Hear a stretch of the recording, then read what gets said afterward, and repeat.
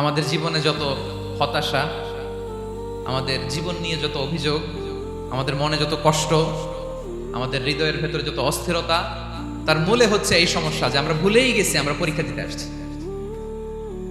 এটা যদি ভুলে না যান, এটা যদি আপনার মাইন্ডসেটে থাকে যে পুরো জীবনটা একটা পরীক্ষা, তাহলে দেখবেন কোনো কিছু আপনাকে কাবু করতে পারবে না। আপনি হতাশ হবেন না, জীবন নিয়ে আর অভিযোগ থাকবে না, আপনি ভেঙে পড়বেন না, সব অভিযোগ হতাশা দূর হয়ে যাবে। তারপর বুঝতে পারলাম পরীক্ষা আপনাকে দিতেই হবে। পরীক্ষা দেয়া ছাড়া এই পৃথিবী থেকে চলে যাওয়ার কোনো চান্স বা সুযোগ আমাদের কারো নেই। সূরাতুল আনকাবুতে আল্লাহ তাআলা এই কথাটা আরো চমৎকার ভাবে বলেছেন। আল্লাহ তাআলা ইরশাদ করছেন, আহাসিবান নাসু আইয়ুতরাকু আইয়াকুলু আমান্না ওয়া হুম লা ইফতানুন ওয়ালাকাদ ফাতান্নাল্লাযীনা মিন ক্বাবলিহিম ফালা ইয়া'লামান্নাল্লাহু আল্লাযীনা সাদাকু ওয়া লা ইয়া'লামান্নাল কাযিবিন। আল্লাহ বলেন, মানুষ কি ভেবেছে সে শুধু বলবে আমি ঈমানদার আর তাকে আমি জান্নাতে ঢুকাই দিব? না, কখনো না, কোশ্চিন কালেও না। বরং পূর্ববর্তীকালে যারা পৃথিবীতে এসেছিল তাদেরকে আমি পরীক্ষায় নিয়েছি, পরীক্ষা করেছি, এবং তাকেও ঈমানের প্রশ্নে সে সত্যবাদী না মিথ্যাবাদী পরীক্ষা দিয়ে দিয়ে নিজেকে প্রমাণ করতে হবে। ঠিক কিনা বলেন? পরীক্ষা দিয়ে আপনাকে প্রমাণ করতে হবে। এবং এই পরীক্ষার ব্যাপারটা, এটা যে শুধু আমরা সাধারণ মানুষ আমাদের জীবনে দুঃখ বিপদ পরীক্ষা এমনটা নয়। এই পৃথিবীর সবচাইতে শ্রেষ্ঠ মানুষ যারা ছিলেন তাদেরকে আল্লাহ পরীক্ষা নিয়েছেন। বলেন তো এই পৃথিবীতে সবচাইতে শ্রেষ্ঠতম মানুষ কারা? সবচাইতে শ্রেষ্ঠ ভালো মানুষ কারা ছিল পৃথিবীতে? বলেন তো নবীরা। আওয়াজ করে বলেন তো কারা? তো বলেন তো নবীদের জীবনে পরীক্ষা ছিল কি ছিল না? হ্যাঁ ছিল। বেশি না কম? বিষ্ণু ইসলামকে জিজ্ঞাসা করা হলো, আইয়ুন নাসি আশাদ্দু বালাআন ইয়া রাসূলুল্লাহ, হে আল্লাহর রাসূল, এই পৃথিবীতে কাদের জীবনে পরীক্ষা বেশি? বিষ্ণু ইসলাম বললেন, আল আম্বিয়া, নবীদের জীবনে। আল আম্বিয়া সুম্মাল আমসাল ফাল আমসাল, সবচাইতে জীবনে পরীক্ষার সম্মুখীন সবচাইতে বেশি হয়েছে নবীরা। তারপরে নবীদের পরবর্তী অবস্থান যাদের, সিদ্দিকিন যারা, সোহাদা যারা, সলিহিন যারা, আল্লাহওয়ালা যারা, তাদের জীবনে পরীক্ষা বেশি। ইউবতালার রাজুলু আলা হাসাবি দীনি, ব্যক্তির দিনদারি যত বেশি তার জীবনে আল্লাহর পরীক্ষাও তত বেশি। আপনি আল্লাহওয়ালা হবেন, আপনার জীবনে পরীক্ষাও অনেক বেশি। এজন্য ইমানদার হওয়া যেমনি মর্যাদার, ইমানদারের জীবনে পরীক্ষাও হবে অনেক বেশি।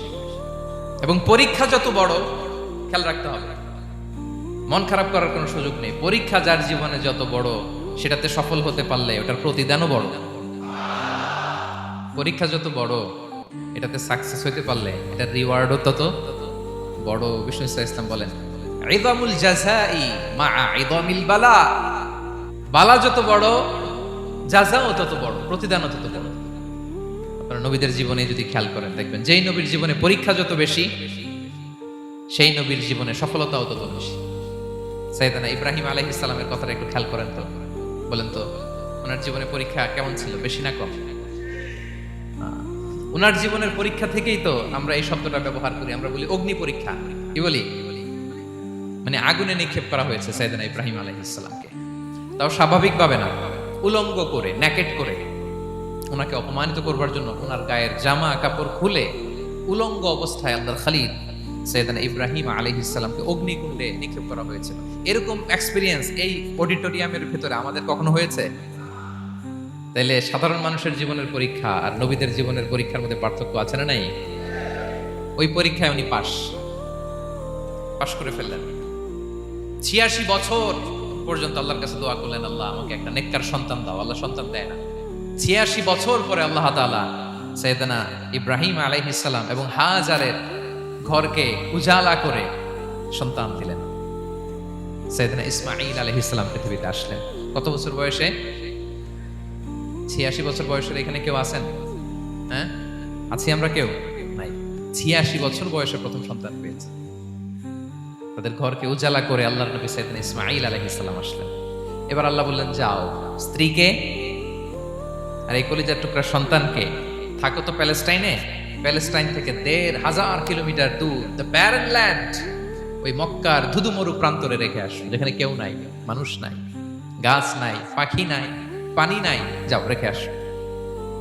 আচ্ছা বলেন তো, ৮৬ বছর পরে যে লোকটা সন্তান পেল, বুঝেছেন? উত্তর দিন। ৮৬ বছর পরে যে লোকটাকে আল্লাহ তাআলা সন্তান দিল, তার হৃদয়ে ওই সন্তানের জন্য মায়া বেশি না কম? এমনি তো আমাদের প্রথম সন্তানের হিস্ট্রিটা একটু খেয়াল করেন তো। প্রথম আমাদের যে মেয়ে হয়েছিল বা যাদের ছেলে হয়েছিল, তার প্রতি আদর, সোহাগ, দরদ, ভালোবাসা, আল্লাহ কত ছিল। আর ৮৬ বছর বয়স আল্লাহ তাআলা ওনাকে সন্তান দিলেন, দিয়ে বললেন যাও হাজারকে আর ইসমাইলকে মক্কার ধুধুমরু প্রান্তরে রেখে আস। আল্লাহ তাআলা বলতে দেরি, চলে যেতে দেরি নাই, মুহূর্তে উনি রওনা হয়ে গেলেন। সুবহানাল্লাহ করবেন না? রেখে আসলেন মক্কার ধুধুমরু প্রান্তরে।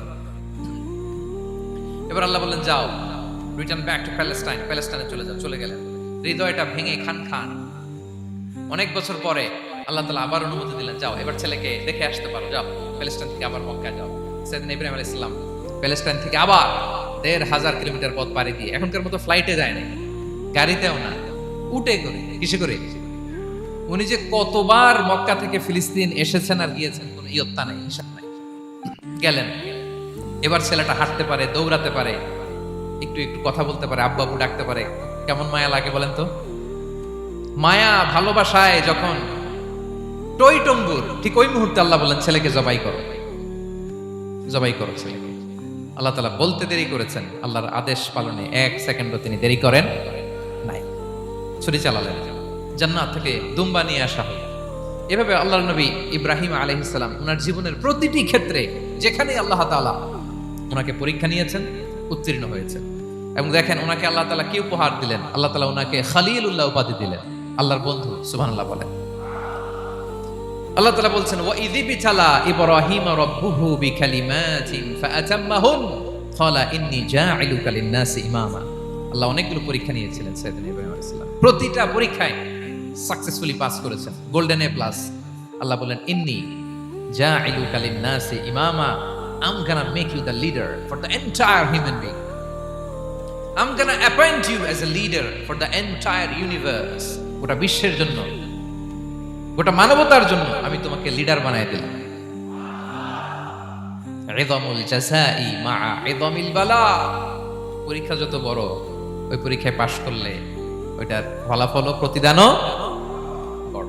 তাহলে দেখেন প্রিয় ভাইরা, সাইয়েদনা ইব্রাহিম আলাইহিস সালামের জীবনে পরীক্ষার কোনো শেষ ছিল না। আমি আপনি কোথায়? আল্লাহর খলিলের জীবনে যদি এত পরীক্ষা থাকতে পারে, আমি আপনি কোথায় বলেন তো? এবার বলেন, সাইয়েদনা মূসা আলাইহিস সালাম, ওনার জীবনে তো কোনো পরীক্ষার ছিল না। গুণে শেষ করতে পারবেন? জন্মটাই তো হয়েছে পরীক্ষার মধ্য দিয়ে। মিশরের ছেলে সন্তান হইলে ফেরাউন বলছে জবাই করো, ওনার মা এরকম সিন্ধুকে করে ভাসায় দিলেন নীল নদীতে। আল্লাহু আকবার! কি একটা রোমাঞ্চকর পরিস্থিতির মধ্য দিয়ে আল্লাহ তাআলা ওনাকে বাঁচালেন। সুবহানাল্লাহ। জন্মই হয়েছে পরীক্ষার মধ্যে দিয়ে। বড় হইলেন, ফেরাউনের ভয়ে দেশ ত্যাগ করলেন, মিশর থেকে মাদিয়ান। আবার আল্লাহর আদেশে যখন ফিরে আসলেন, আবার ফেরাউনের সাথে তর্ক বিতর্ক, যুদ্ধ। একটা রাত আল্লাহ নবী মুসা আলাইহিস সালাম শান্তি মতো মিশরে ঘুমাতে পারে নাই। একটা রাত শেষ পর্যন্ত এই ফেরাউন মুসা আলাইহিস সালামকে ধাওয়া করেছে। ফেরাউনের ধ্বংসের আগ পর্যন্ত সে মুসা আলাইহিস সালামকে ধাওয়া করেছে। তার মানে মুসা আলাইহিস সালাম এই বিপদ আপদ পরীক্ষা এগুলো থেকে মুক্তি পান নাই। এবার বলেন ঈসা আলাইহিস সালামের কথা। ওনার জীবনে তার পরীক্ষা ছিল না। কি পরীক্ষা ছিল? হ্যাঁ, আল্লাহু আকবার। Same scenario goes to the biography of every messenger in the world. সব নবীর ক্ষেত্রে একই ঘটনা ঘটেছে। সাইয়েদনা ঈসা আলাইহিস সালাম দাওয়াত যখন দিলেন, ওনার বিরোধিতা শুরু হলো, ওনাকে হত্যার ষড়যন্ত্র হলো। ইভেন কি ওনাকে মারার জন্য বনি ইসরাইলেরা উদ্ধত হলো, জানে বাঁচবার জন্য পালালেন। এক ঘরে ঢুকলেন, চারদিক দিয়ে ঘেরাও করলেন, উনি দরজা জানালা লাগাই দিলেন। ওরা বললো একজন দরজা ভেঙে জানালা ভেঙে ভিতরে ঢুকে দেখো বেটা ঈসা কি করে। একজন ভিতরে ঢুকছে, ঢুকার সাথে সাথে বল রাফাআহুল্লাহু ইলাইহি, আল্লাহ তাআলা ঈসা আলাইহিস সালামকে উপরে উঠায় নিলেন। আর যেই লোকটাকে তারা ভিতরে ঢুকালো, তার চেহারাকে আল্লাহ তাআলা ঈসা আলাইহিস সালামের চেহারার মতো করে দিলেন। এবার তার বাইরের সাথীরা বলে ঘটনা কি? বেটা ঈসাও বেরোয় না, আমাদের লোকটাও বেরোয় না, সবাই ঢুক। দরজা ভেঙে ভেতরে ঢুকে দেখে ঈসা দাঁড়ায় আছে। বলেন তো এটা ঈসা না মিসা? এটা কি আসল ঈসা? ওমা কতালু ওমা সলাবু ওয়ালাকিন শুব্বিহা লাহুম। আল্লাহ বলে তোমরা আমার নবী ঈসাকে হত্যাও করতে পারো নাই, শুলেও চড়াতে পারো নাই, আমি সেফটি সিকিউরিটি দিয়ে আমার নবী ঈসা আলাইহিস সালামকে আকাশে তুলে নিয়েছি। তাহলে ওনার জীবনে পরীক্ষার শেষ ছিল না। এবার যদি আমরা বিশ্বনবী সাল্লাল্লাহু আলাইহি ওয়াসাল্লামের জীবনের দিকে তাকাই, ওনার জীবনটা দেখেন তো। আমাদের পেয়ারা নবী বিশ্ব নবী মুহাম্মদুর রাসূলুল্লাহ সাল্লাল্লাহু আলাইহি ওয়াসাল্লাম, ওনার জীবনে কি স্ট্রাগল ছিল? স্ট্রাগল মাক্কি জীবনের কথা যদি একটু খেয়াল করেন, দেখেন তো 3 বছর শিয়াবে আবি তালেবে জেল কেটেছেন, না খেয়েছিলেন। ওনার বংশের লোকেরা প্রথমে ছাগল খেয়েছে, ছাগলগুলো যখন শেষ, ছাগলের চামড়াগুলো শুকিয়ে ওইটা খাইছে। গাছের পাতা ছাল এগুলো খেয়ে খাবারের অভাবে বেহুশ হয়ে পড়ে থাকতো তারা, না খেয়ে। না খেয়ে কয়দিন ছিলেন আপনি? আমি কয়দিন ছিলাম না খেয়ে? মনেই তো পড়ে না, না খেয়েছিলাম কিনা কোনোদিন। এ হচ্ছে মাক্কি জীবন। মেন্টালি প্রেসার দেয়া হয়েছে। বিশ্বনবীর চাচা আবুল আহাব তার 2 ছেলে উতবা আর উতাইবা, এদের সাথে বিয়ে দিয়েছিলেন 2 মেয়ের। যখন দাওয়াত দেওয়া শুরু করলেন 2 মেয়েকে ডিভোর্স দিয়ে দিল। দেখেন, একটা বাবার জন্য প্রাপ্তবয়স্কা মেয়েকে যখন উঠায় নেওয়ার আগে ডিভোর্স দেয়, তার মানসিক অবস্থাটা কেমন থাকে বলেন? মেন্টালি প্রেসারাইজ করা হয়েছে, ফিজিক্যালি হ্যারাস করা হয়েছে। বিষ্ণু ইসলাম যখন নামাজে দাঁড়াতেন, উটের পচা নারী বুড়ি বিষ্ণুনবীর কাঁধে চাপিয়ে দেওয়া হতো। আপনার জীবনে এরকম ঘটছে কখনো? আপনি নামাজ পড়তেছেন, উটের পচা নারী ভুড়ি আপনার কাঁধে চাপিয়ে দেওয়া হয়েছে। কয়দিন হয়েছে এরকম? কয়দিন হয়েছে? হ্যাঁ, তারপরে তো আলহামদুলিল্লাহ বেরোয় না মুখ দিয়ে। কেমন আছেন হুজুর? কয়েন না, বেশি একটা সুবিধার না, তাই না? বেশি একটা একটু মিলাবেন। কতটুকু পরীক্ষা আমরা দিয়েছি। তায়েফে গেলেন বিশ্বনবী, তায়েফে গেছিলেন জমির বায়না দিতে, তাই না? জমি কিনবে তায়েফে। তায়েফবাসীদেরকে জাহান্নামের আগুন থেকে বাঁচাতে গিয়েছিলেন, নিজের জন্য না। সেখানে তায়েফের ছেলেরা পাথর মেরেছে বিষ্ণু ইসলামের গায়ে। এত শুভ্র দেহ ছিল, চেহারা ছিল, বিষ্ণুবীর গা দিয়ে ঝরঝর করে রক্ত ঝরেছে। ফিজিক্যাল হ্যারাসমেন্টের শিকার হয়েছেন বিষ্ণু ইসলাম। যখন যেদিন বিষ্ণু ইসলামকে হত্যার ষড়যন্ত্র করা হলো, আল্লাহ তাআলার আদেশে তিনি মক্কা থেকে মদিনায় হিজরত করলেন। মদিনাতে যে একটা রাত, 7ম হিজরি রাত পর্যন্ত শান্তিতে ঘুমাতে পারেন নাই। 3 দিকে 3 ইহুদি বসতি, বনু কাইনুকা, বনু নদীর, বনু কুরাইজা। আহা, খাওয়ার মধ্যে বিষ মিশিয়ে দেয়া হয়েছিল বিষ্ণু ইসলামের। বাজুর, খাসির বাজুর রান পছন্দ করতেন। এক ইহুদি মহিলা বিষ্ণু ইসলামের ওই রানের মধ্যে বিষ মিশিয়ে দিয়েছিল। ওই বিষের যন্ত্রণায় মৃত্যুর আগ পর্যন্ত বিষ্ণুনবী কাতরাতেন, এবং উনি ইন্তেকালের সময় ওই বিষের ব্যথা যন্ত্রণাতেই ইন্তেকাল করেছেন। বিষ্ণুনবীর ইন্তেকালটা শাহাদাতের ইন্তেকাল ছিল। বিষ্ণু ইসলাম বলেছেন, ওই যে খায়বার এলাকার ওই মহিলা যে আমার খাবারে বিষ মিশিয়েছিল, সেই বিষের যন্ত্রণা, বেদনা, কষ্ট আমি অনুভব করছি। খেয়ে না খেয়ে দিন প্রচারের কাজে নিজেকে দিয়েছ বিলিয়ে, তায়েফের কাফিরেরা চিনল না সে আলো, দুষ্ট ছেলেদের পিছু দিল লেলিয়ে, পাথরের আঘাতে ক্ষত বিক্ষত হয়ে সারা শরীর থেকে রক্ত ঝরে। হে রাসূল তোমাকে ভুলি আমি কেমন করে, হে রাসূল তোমাকে ভুলি আমি কেমন করে। হাজার ব্যথা বেদনার পরে ফিরে আসনি তুমি আপন ঘরে,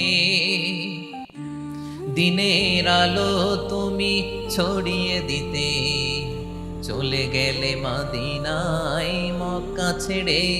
হে রাসূল তোমাকে ভুলি আমি কেমন করে, হে রাসূল তোমাকে ভুলি আমি কেমন করে। ঠিক না বলেন?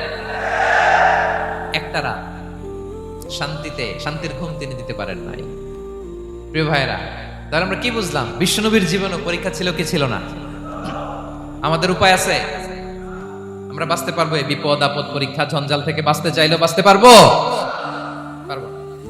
ইমাম মালিক আলাইহি রাহমা নাম শুনেছেন? ইমাম মালিক, ওনার জ্ঞান থেকে লাখো লাখো মানুষ উপকৃত হয়েছে, কোটি কোটি মানুষ উপকৃত হয়েছে। মদিনার রাস্তায় রশি দিয়ে ওনাকে টেনে হিচড়ে এক এলাকা থেকে আরেক এলাকায় নিত জালেম বাদশাহরা। ইমাম মালিক আলাইহি রাহমা। ইমাম আহমদ ইবনে হাম্বল, ওনাকে বেত্রাঘাত করা হতো, চাবুক দিয়ে পেটানো হতো। আমাদের মাযহাবের ইমাম আল ইমাম আল আযম আবু হানিফা আলাইহি রাহমা, ওনাকে কারাবন্দী করা হয়েছিল। তার মানে দেখেন যত বড় বড় স্কলার, যত বড় বড় মাশায়েখ, এমনকি আম্বিয়া আলাইহিস সালাম, ওনারাও পরীক্ষা বিপদ আপদ থেকে রেহাই পান, পাইছে? তাহলে আপনি আর আমি পাবো? বলেন তো। তাহলে এটা আমাদের ব্রেইনে গেঁথে নিতে হবে যে জীবন মানেই এখানে বিপদ থাকবে, পরীক্ষা থাকবে, স্ট্রাগল করে করে আমাকে আগাতে হবে। কেউ আমার জন্য রেড কার্পেট বিছিয়ে রাখবে না। এই জীবনটা বড় জটিল। This is life, how it's design. এভাবেই পৃথিবীকে ডিজাইন করা হয়েছে। এখানে বিপদ আছে, কষ্ট আছে। এই পরীক্ষা দিয়ে দিয়ে আপনাকে উত্তীর্ণ হতে হবে। বুঝতে পেরেছেন প্রিয় ভাইরা?